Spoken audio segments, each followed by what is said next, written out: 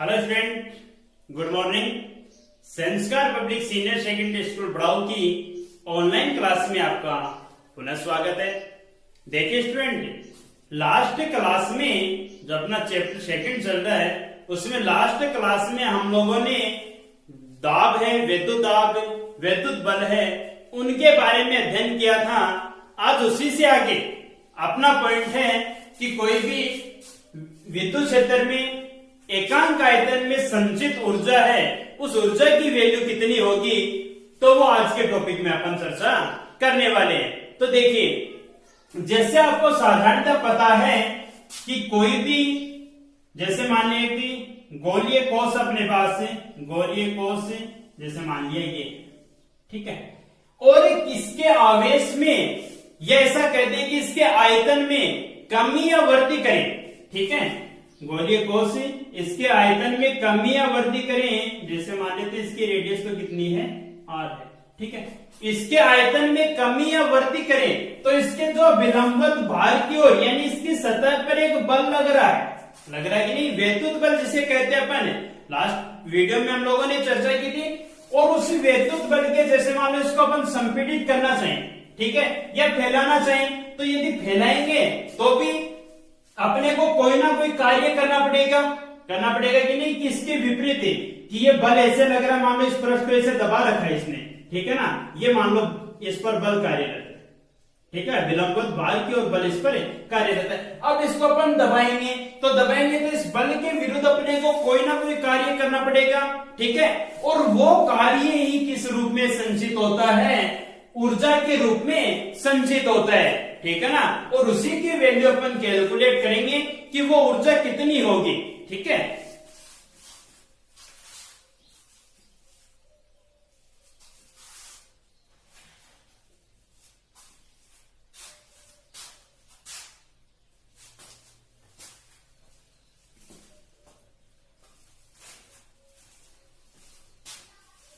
तो देखिए,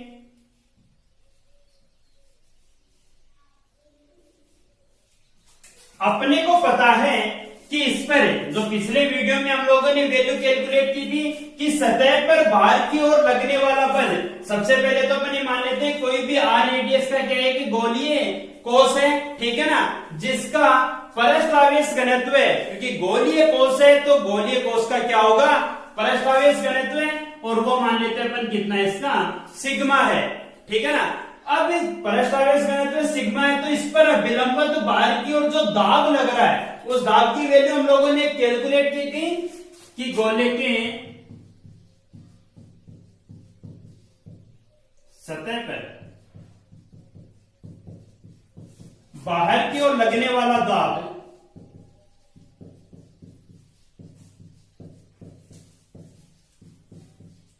बाहर की ओर लगने वाला दाब देखो कितना हो जाएगा, वैल्यू आप लोगों ने कैलकुलेट की थी, कितना था, sigma square upon 2 epsilon not. एक बात तो ये हो गई अपने पास, ये तो आ गया दाब। दूसरी बात अपन कही कि दाब लगेगा तो कोई ना कोई बल भी कार्य करेगा, तो यानी गोले की सतह पर बाहर की ओर बल, देखिए बाहर की ओर बल कितना होगा, आप जानते हो कि दाब क्या होता है, P equals F by A, यही होता है एकांक क्षेत्रफल पे लगने वाला बल क्या कहलाता है, दाब कहलाता है। तो यहां से ऐसा कह सकते हैं F इक्वल्स में क्या होगा, PA कह सकते हैं, F इक्वल्स में PA, तो बल की वैल्यू कितनी हो जाएगी, F इक्वल्स में PA, यानी F इक्वल्स में P है अपने पास sigma square upon 2 epsilon not into A, आप जानते हो एक गोला अपने पास है, चालक गोला है, गोले का क्षेत्रफल कितना होता है पता है आपको, 4 पाई आर स्क्वायर है, तो कितना हो जाएगा 4 पाई आर स्क्वायर। ये तो थी साधारण सी बात। अब अपन आते अपने पॉइंट पे, पॉइंट क्या करना, अपने को ऊर्जा की वैल्यू निकालनी है, यानी कोई ना कोई कार्य करना पड़ेगा। जैसे मान ले अपन इसको क्या कर रहे हैं, गोले को संपीड़ित कर रहे हैं, संपीड़न का मतलब है इसको दबा रहे हैं, ठीक है, और संपीड़ित करके अपने इसकी शेप क्या बना दी,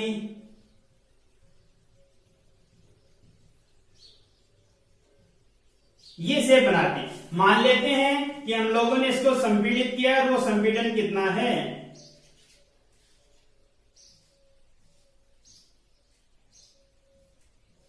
ठीक है, ये कितना संपीड़ित कर दिया अपन ने, dr कर दिया। तो dr संपीड़ित करने के पश्चात जो अंदर शेप बनी है उस शेप की रेडियस कितनी हो जाएगी, टोटल r थी, r में से अपन ने dr कम कर दी तो कितनी हो जाएगी, r माइनस से dr, ये बनेगा। तो ये करने के लिए, इसको संपीड़ित करने के लिए विद्युत बल के विपरीत जो बल लग रहा है कितना, sigma square upon 2 epsilon into 4 pi are square, इसके विपरीत क्या कर रहे हैं अपन, कोई ना कोई कार्य कर रहे हैं, उस कार्य की वैल्यू क्या होगी, देखिए गोले को dr संपीड़ित करने में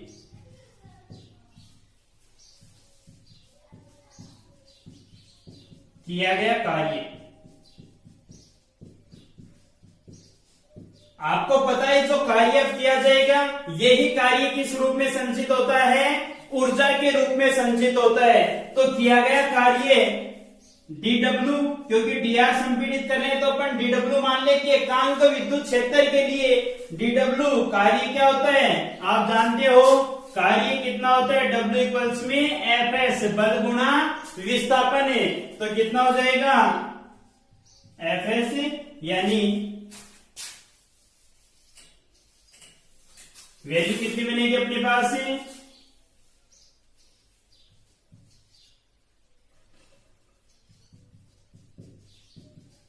देखिए कितनी आ जाएगी वैल्यू, dw इक्वल्स में F की वैल्यू है अपने पास सिग्मा इसको अपन 2 epsilon into 4 pi are square है, sigma square upon 2 epsilon not into 4 pi are square. ये तो बल का मान आ गया।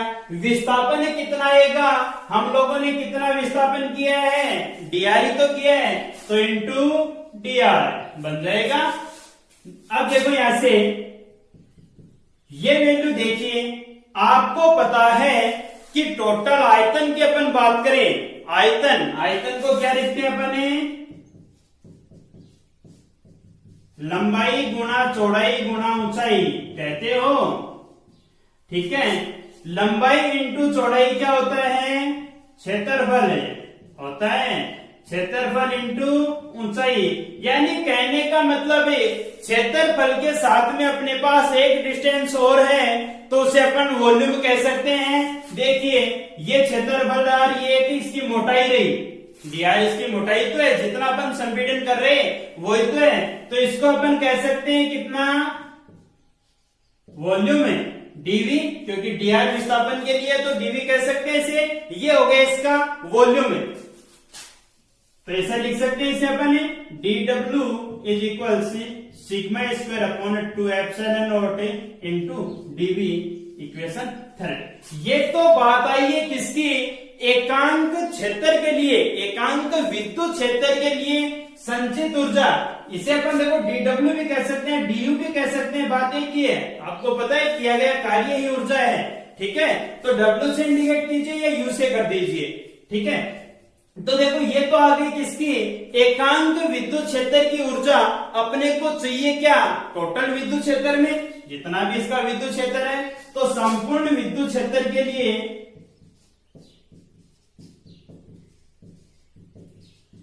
में संचित ऊर्जा कितनी हो जाएगी, टोटल विद्युत क्षेत्र में संचित ऊर्जा, मतलब क्या करें, इंटीग्रेशन करते हैं, इसका समाकलन कर देंगे तो टोटल विद्युत क्षेत्र में संचित ऊर्जा की वैल्यू प्राप्त हो जाएगी।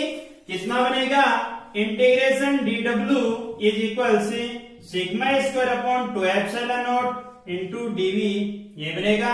या ऐसा भी कह सकते हैं इंटीग्रेशन dw तो क्या होगा, w बराबर u भी कह सकते हैं, कितना हो जाएगा, sigma square upon 2 epsilon not और इंटीग्रेशन dv कह सकते हो।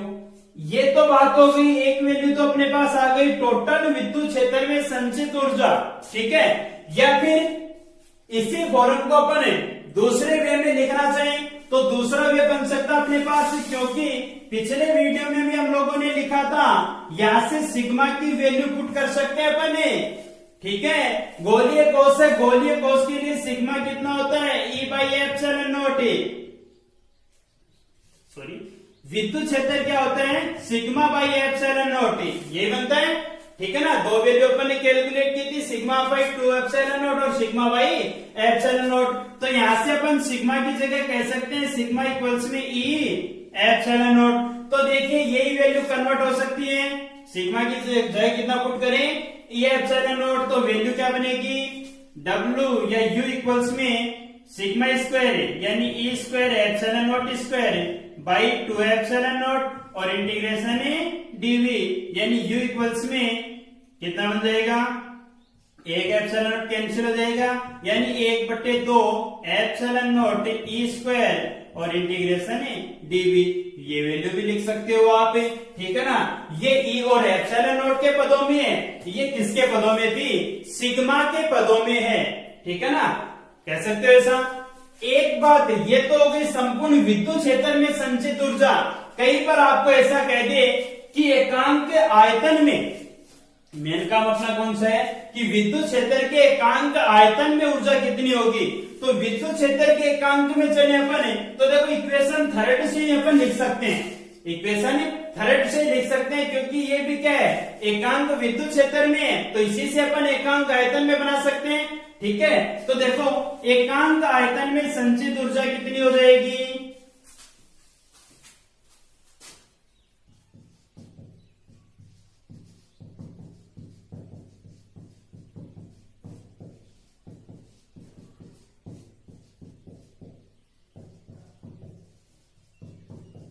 एकांक आयतन में संचित ऊर्जा के लिए क्या करें अपन, ऐसा ही लिखते हैं। देखो अभी अपने डेफिनेशन पढ़ी थी कि P इक्वल्स में F/A यानी एकांक आयतन का बल, यही है एकांक क्षेत्रफल पे लगने वाला बल कहते हो, यानी F/A। तो ऐसे कह सकते हैं अपन कि किया गया कार्य dW/dV यानी एकांक आयतन का पर किया गया कार्य वो इसमें ऊर्जा हो जाएगी।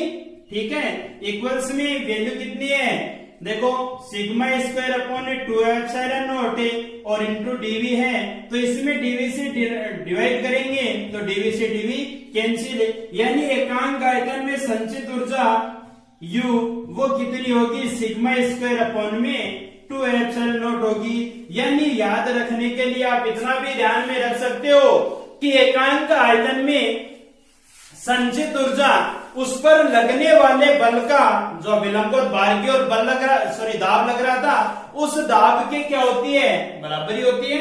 देखो σ²/2ε0 बराबरी आ रहा है वैल्यू, ठीक है ना। या आप इसको ऐसा भी कह सकते हो कि एकांक आयतन के लिए सिग्मा की जगह यहाँ भी वैल्यू पुटअप करोगे तो कितना है, E/ε0 और उसका क्या करना है, स्क्वायर/2ε0 यानी dW/dV है वो कितना हो जाएगा, E²ε0² यानी dW/dV इक्वल्स में 1ε0 कैंसिल यानी 1/2ε0E²। ऐसा भी कह सकते हो कि विद्युत क्षेत्र के एकांक आयतन में संचित ऊर्जा का मान या तो आप लिख दो σ²/2ε0 सिग्मा के पदों में, और यदि E के पदों में लिखना है तो कितना हो जाएगा, 1/2ε0E²। ठीक है, ये ज्यादा बेहतर रहेगा क्योंकि ऊर्जा की बात आती है और ऊर्जा आप सीधे सीधे गतिज ऊर्जा में जाओ तो गतिज ऊर्जा क्या लिखते हैं अपन, 1/2 mv² लिखते हैं। ठीक है, m की जगह ε0, v की जगह E।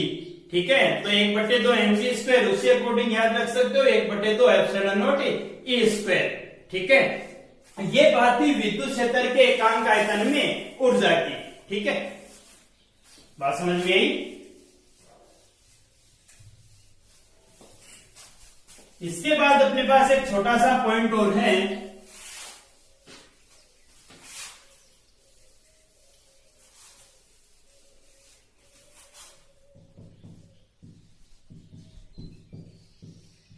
आवेशित साबुन के बुलबुले का संतुलन।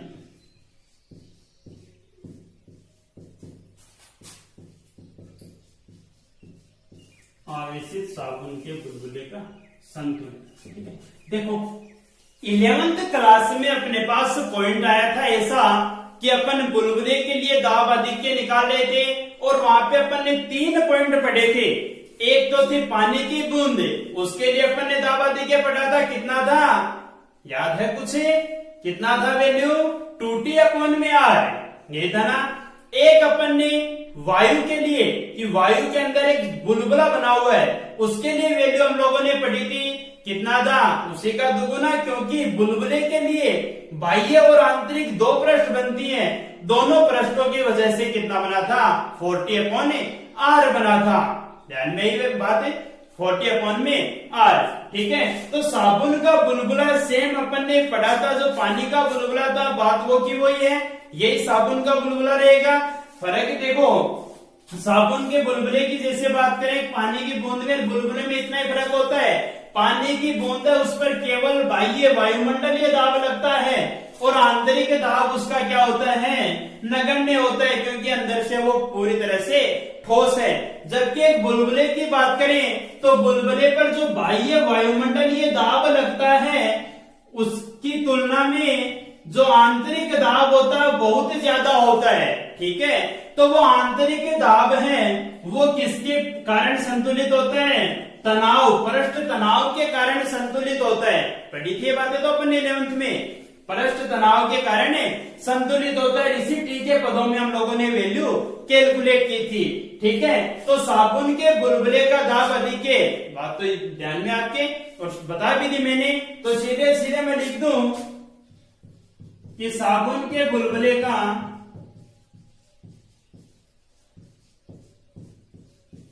दाब अधिक्य कितना था?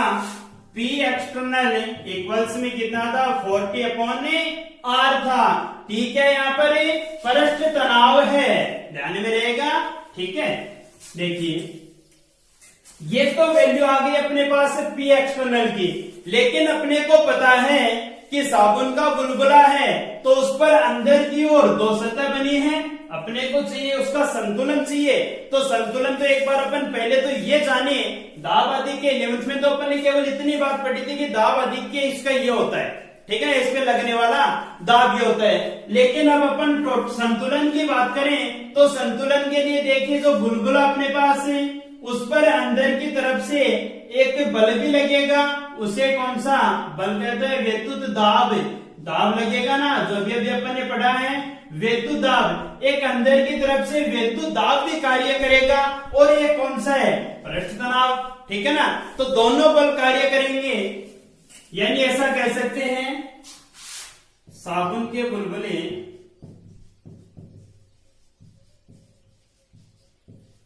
ऐसा कहो एक बार कि पृष्ठ आवेश घनत्व कितना था? माना बुलबुले का पृष्ठ आवेश घनत्व है सिग्मा है, ठीक है। अतः बुलबुले पर बाहर की ओर वैद्युत दाब, और वैद्युत दाब कितना है? σ²/2ε0 भी कार्य करेगा, ठीक है। अतः देखो अब ये भी कार्य कर रहा है, P एक्सटर्नल भी कार्य कर रहा है, तो टोटल 40/r ये वैल्यू किसके बराबर हो जाएगी? ऐसा कह सकते हैं कि P एक्सटर्नल प्लस σ²/2ε0 इक्वल से कितना बनेगा? 40/r बन जाएगा, बनेगा, ठीक है। या फिर इसको ऐसा कहें कि टोटल P एक्सटर्नल किसके बराबर हो जाएगा? 40/r माइनस σ²/2ε0 इसी के बराबर होगा। ये तो बात हो गई साबुन के बुलबुले पे लगने वाले टोटल दाब अधिक्य की, ठीक है। अपने को चाहिए क्या? उसका संतुलन, और संतुलन में कब रह सकता है? जब उस पर देखो संतुलन की स्थिति ये होगी, जैसे मान लो डस्टर अपने पास है, ठीक है, इस पर एक बल इधर लग रहा है, एक बल इधर लगेगा, ठीक है। यदि दोनों बल बराबर हो जाएं, ये बल है ये बल, दोनों बल बराबर हो जाएं, तब ये संतुलन में रह सकता है। कैसी स्थिति बनेगी? तो इसके लिए ये बनेगी F और एक F, दोनों बल बराबर में एक दूसरे के विपरीत, तब संतुलन बनेगा। यानी F इक्विवेलेंट इसका क्या बनेगा? F माइनस F, यानी F इक्विवेलेंट कितना होगा? 0, यानी टोटल फोर्स इस पर 0। तो वैसे ही एक साबुन के बुलबुले पर टोटल दाब है वो कितना बने? 0 बने। यानी संतुलन के लिए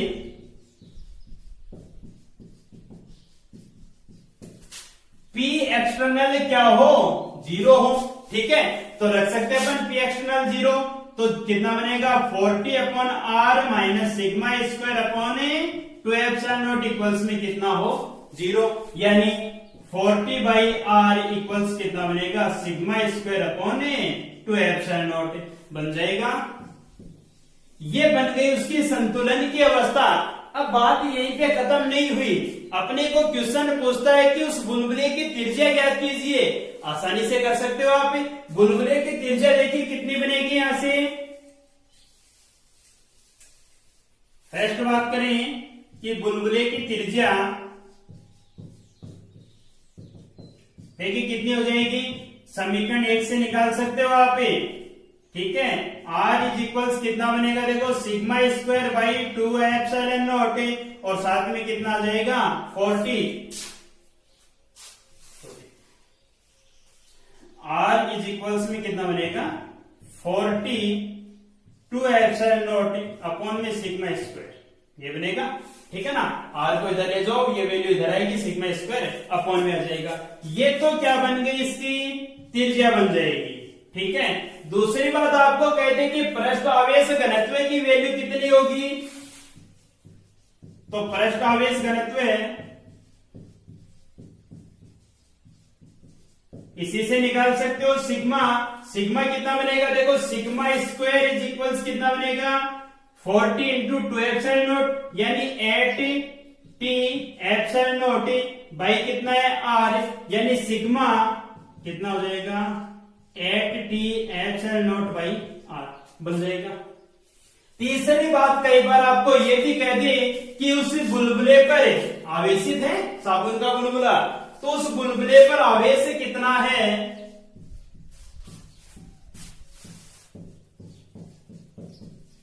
तो बुलबुले पर आवेश देखिए कितना बनेगा? अपन जानते हैं पृष्ठ आवेश घनत्व का सिग्मा, उसका सिग्मा इज इक्वल से कितना होता है? Q बाई A, यानी Q इक्वल्स में सिग्मा A, तो कितना हो जाएगा? Q इक्वल्स में सिग्मा A कितना होता है? बुलबुले के लिए 4 पाई R स्क्वायर बनेगा। वैल्यू पुट अप कर दीजिए, सिग्मा की वैल्यू पुट कर दीजिए, यहां से हो जाएगा हम अपना, यानी Q इज इक्वल से सिग्मा की वैल्यू कितनी है? रूट में 8t एप्सिलॉन नॉट अपॉन में R इंटू कितना है? 4 पाई R स्क्वायर बनेगा, ठीक है ना। 4 पाई है, उसको तो बाहर रहने दो, यानी कितना बनेगा? Q इज इक्वल से 4 पाई और रूट में वैल्यू अपने पास 8t epsilon not by R बन जाएगा, ठीक है ना। ये देखिए रूट R है और इंटू में अपने पास कितना है? R स्क्वायर, ठीक है ना। चाहो तो आप यहां से R की वैल्यू भी पुट करके सोल्व कर सकते हो, ठीक है ना। वो आपकी जैसी इच्छा हो उसी के अकॉर्डिंग आप कर सकते हो। देखो मैं इसको ऐसा लिखूं, इस R स्क्वायर को रूट में लेके आऊं, तो रूट में लेके आने का मतलब कितना हो गया? R की पावर 4 हो रूट में, तभी बाहर निकल के क्या बनेगा? R स्क्वायर, ठीक है। रूट में लेके आ जाओ, या फिर इस रूट R को बाहर निकाल के इससे सोल्व कर सकते हैं अपन, ऐसा भी, ठीक है। तो देखिए इसको अंदर लेके आए तो कितना बनेगा? 4 पाई 8t एप्सिलॉन नॉट और R की पावर 4 ही बनेगा अंदर लेके, अपॉन में कितना है? R, यानी Q इक्वल्स में 4 पाई, एक R से एक R कैंसिल हो जाएगा, कितना बनेगा? 8t एप्सिलॉन नॉट R की क्यूब। ये हो जाएगा उस आवेशित साबुन के बुलबुले पर टोटल चार्ज हो जाएगा, ठीक है। बात समझ में आई? इस चैप्टर में अपन जैसे गाउस के नियम के अनुप्रयोग हम लोगों ने किए थे, तो उनके लिए अलग अलग अपन ने विद्युत क्षेत्र की तीव्रताएं कैलकुलेट की थी, ठीक है ना। तो एक एग्जांपल है आप लोगों के लिए कि एक वर्ताकार वलय है अपने पास, ठीक है, और उस वर्ताकार वलय के कारण विद्युत क्षेत्र की तीव्रता कितनी होगी, तो वो भी अपन करेंगे, वो करेंगे अपन नेक्स्ट वीडियो में, ठीक है। तो आज के लिए इतना काफी है, धन्यवाद।